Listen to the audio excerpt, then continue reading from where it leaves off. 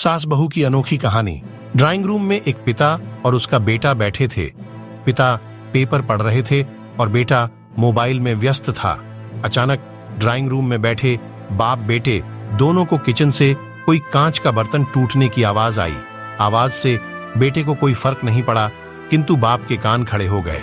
बाप ने तुरंत बैठे बैठे सवालों के तीर छोड़े।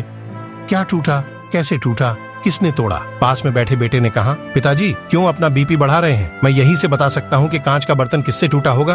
बाप ने कहा, बेटा बीपी तो बढ़ेगा ना, क्योंकि वो बर्तन फिर से खरीद कर तो मुझे ही देना पड़ेगा। चलो तुम बताओ, बर्तन किसने तोड़ा होगा? बेटे ने कहा, माँ से टूटा होगा। पिता ने पूछा, क्यों मेरी बीवी?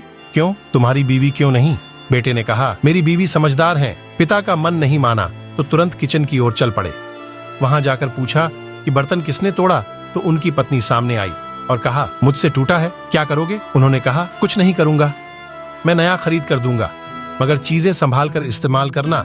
वो वापस ड्राइंग रूम में आए और बेटे से पूछा कि तुम्हें कैसे पता चला कि बर्तन तुम्हारी माँ ने तोड़ा? बेटा मुझे जवाब दो। अगर बर्तन बहू से टूटता तो पीछे तुरंत डांट की आवाज सुनाई देती, मगर बर्तन उनसे तोड़ा ही नहीं, इसलिए पीछे कोई भी आवाज नहीं आई। किचन रूम का हाल आपको बताते हैं।